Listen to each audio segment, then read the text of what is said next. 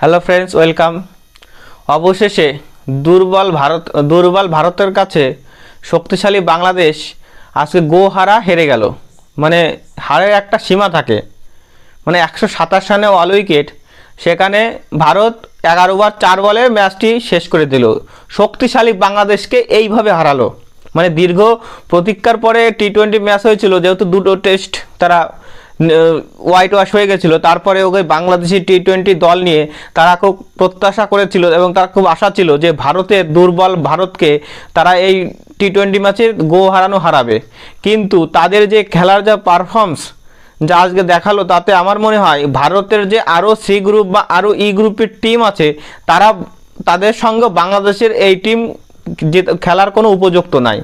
দেখো, প্রথমে লিটন দাস বরাবরই এসে আউটে চলে আসে। ভারতের এই যে মায়াঙ্ক যাদব এসে প্রথম ওভার আজকে মেডেন। বাংলাদেশ যদি এদের সঙ্গে না জিততে পারে, এই টিমের সঙ্গে বাংলাদেশ জিতবে কবে? বাংলাদেশের যে মেন প্লেয়ার মেহমুদুল্লাহ রিয়াদ, আমি বুঝলাম না যে প্রথমে এসে এই ধরনের আত্মবিশ্বাসী শট কী করে খেলে, যে মায়াঙ্ক যাদবের বলে স্টেপ আউট করে মারতে হবে। কোনো একটা ব্যাটসম্যান দেখলাম না যে ভালো খেলতে, যে ভালো বলে আউট হয়েছে। সব উল্টো পাল্টা বলে আউট, খেলার কোনো টেম্পারমেন্ট নেই।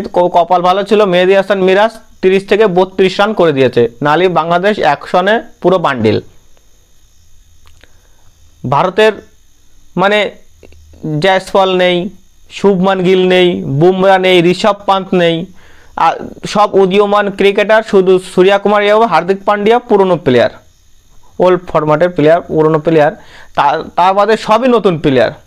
তাই 127 রানে বাংলাদেশ বান্ডিল।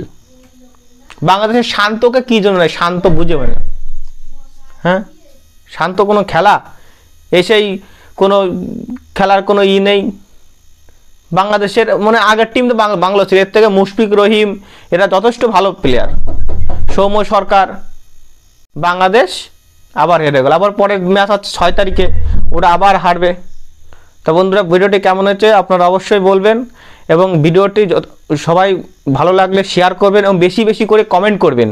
এবং বাংলাদেশ কেমন খেলেছে অবশ্যই তো কমেন্ট জানাবেন, এবং ইউটিউবে থাকলে আমার চ্যানেলটি সাবস্ক্রাইব করবে। নমস্কার, জয় হিন্দ।